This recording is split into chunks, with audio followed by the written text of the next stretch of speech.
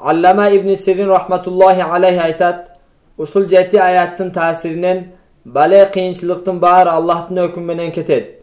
Ka'bul Ahbar rahmetullahi aleyhi aytat, Kur'an'da 7 ayat var. Al ayatlarda oqandan keyin hiç nersege sarsana bolloyum. Üstümü asman düşse de Allah'ın hükmünden aman kalam.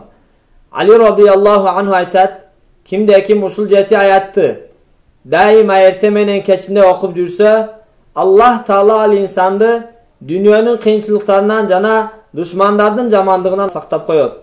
Anda emise al ayattardı azır okup ötöyüz. Euzu billahi mineşşeytanirracim. قُلْ لَنْ يُصِيبَنَا إِلَّا مَا كَتَبَ اللَّهُ لَنَا هُوَ مَوْلَانَا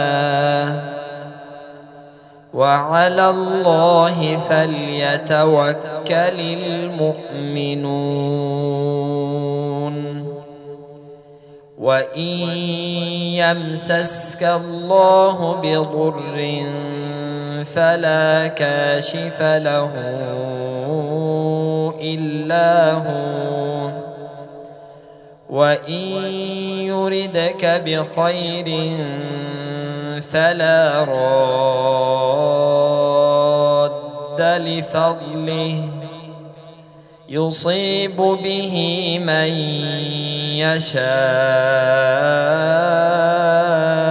من عباده وهو الغفور الرحيم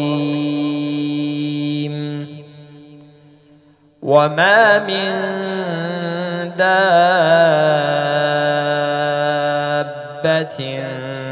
في الأرض إلا على الله رزقها ويعلم مستقرها ومستودعها كل في كتاب مبين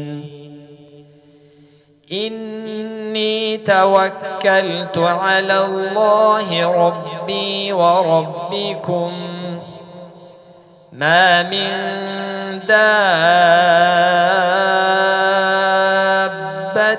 إلا هو آخذ بناصيتها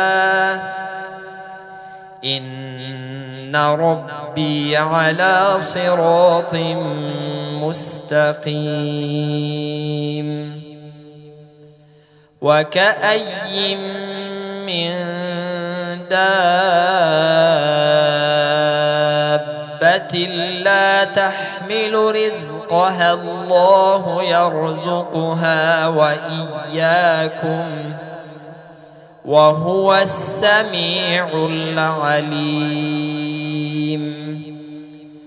ما يفتح الله للناس من رحمة فلا ممسك لها وما يمسك فلا مرسل له من بعده وهو العزيز الحكيم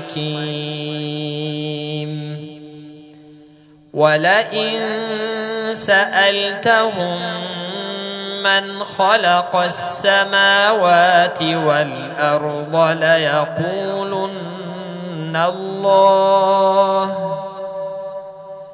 قل أفرأيتم ما تدعون من دون الله إن أرادني الله بضر هل هن كاشفات ضره